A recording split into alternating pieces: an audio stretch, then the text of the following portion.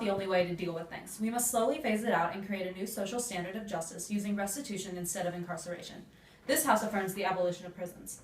Prisons are not a set-in-stone way for the world to abide by. The world must adapt to changing social conditions in order to best provide and deal with infractions to the set standard of rules. From abolition, prisons no date. Prisons date back less than 150 years. Mass incarceration in the U.S. back less than 30 years. Confinement as punishment was a recent invention developed as a more humane alternative to public ridicule, banishment, or execution. Incarceration rates were stable in the United States from the 1930s to the 1970s at around 110 per 100,000. Since the 1970s, they have risen to 700 per 100,000. When societies evolved, they changed their means of social control. Not so long ago, it became unacceptable for society to put its citizens in stocks, publicly dump them in water, brand them, or to burn them alive. Confinement as a form of punishment was an evolved step, and now it's time to move on to more evolved methods of dealing with social problems before we normalize not only incarceration, but obscenely high levels of incarceration. I don't dispute that bad acts happen and that society needs to reduce bad acts, but we need to do so in a way that makes bad acts less likely to occur. The current reliance on incarceration is not reducing crime. We threaten to erase any moral authority we wish to give our laws.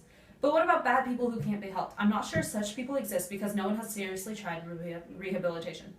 Abolish prisons as we know it and adopt a new social construct that works better with our progressing society. From Abolish Prisons, no date. Here's the plan. Divert drug addicts to treatment, not prison. Deal with people who are not immediately dangerous in their communities and offer meaningful treatment to those who are incarcerated.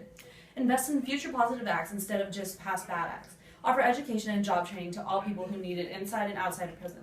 Many European countries have incarceration rates of under 100 per 100,000. In Japan, the rate is 40 per 100,000. Norway even has a short waiting list to get into prison. It's not true that these countries have less crime. They merely have to have a different response. The United States should follow the lead of other countries with the more reasonable incarceration rates. By the time we reach an incarceration rate of 40 per 100,000, I argue that prison won't be the same thing anymore. The experience may teach this country that incarceration is not the only answer to crime.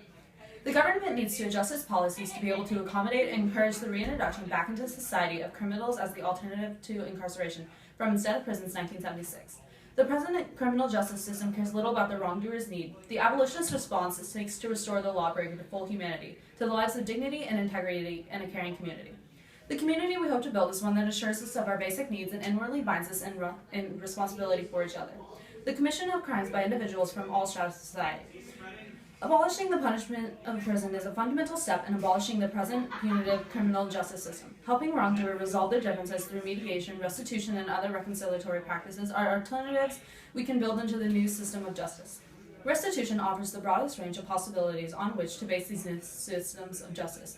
Restitution, as we define it, requires the wrongdoer to restore the victim to his or her situation before the criminal act occurred. But what is referred to as creative restitution can go far beyond the temporary response. It is described as a lifelong voluntary task that requires a situation to be left better than it was before the offense was committed, beyond what any law or court requires, beyond what friends and family expect, beyond what a victim asks, beyond what a conscious or superego demands. Do the conditions for a new reconciliatory system exist in our fragmented, technological, and competitive society? The potential is there. The yearning for true community is consistent with the ideals common to our culture. Studies conclude that restitution is a valid alternative to incarceration and can be implemented slowly with incarceration in order to phase it out quickly, from instead of prisons 1976. It is difficult, if not impossible, to attain these conditions within the criminal justice systems. Thus, current restitution programs for those already in prison fall far short of the ideal. But since a growing number of prisoners regard restitution as an opportunity for a way out of the joint, it should be seriously examined as a decarcerating mechanism. Look forward to fuller utilization of the concept when citizens and systems gradually become educated to these restitutive alternatives. Minnesota, Georgia, Oregon, Massachusetts, and Iowa are experimenting with restitution programs inside their criminal justice systems. The idea is beginning to grow as a correctional concept, and restitution programs do not seem to lack candidates. For the above reasons and the planned above, this House should abolish prisons.